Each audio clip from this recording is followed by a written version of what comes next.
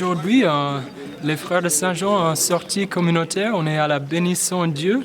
C'est un village qui n'est pas très loin de Saint-Jean-d'Arc et avec une belle église du XIIe siècle qui était érigée par les cisterciens, Saint-Bernard de Clairvaux.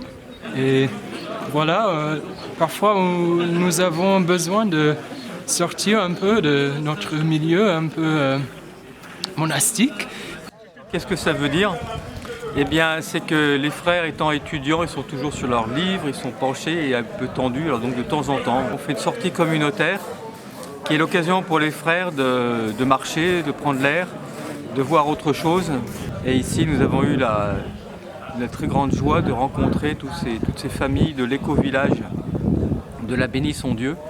C'est quelques familles qui veulent habiter un peu plus écologique, un peu plus simplement ensemble avec leur foi chrétienne. Donc je m'appelle François Nollet, je fais partie d'un collectif de familles qui avons fondé un éco-hameau chrétien pour mettre en pratique l'écologie intégrale prônée par le pape François dans son encyclique Laudato Si. Nous essayons d'y fonder une vie chrétienne conviviale et attirante.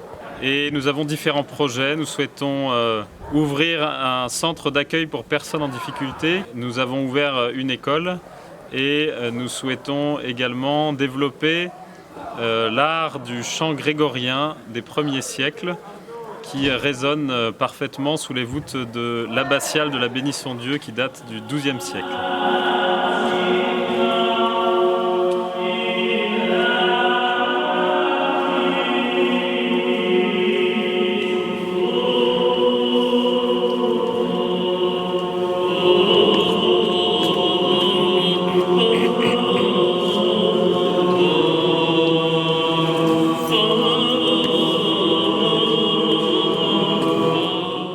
C'est des milliers et des milliers et des milliers de chantres qui, sur des générations et des générations, se sont frottés à cette écriture, à travers le rite de la messe, se sont frottés à cette écriture, à travers des modes, à travers une manière de chanter, une ascèse.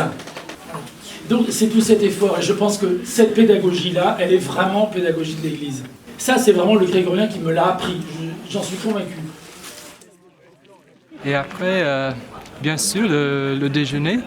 Et après la balade communautaire, on a vu un beau paysage avec beaucoup de soleil.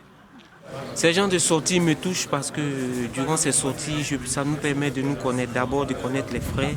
Et aussi, ça nous donne cette envie vraiment de sortir, de nous donner dans l'apostolat.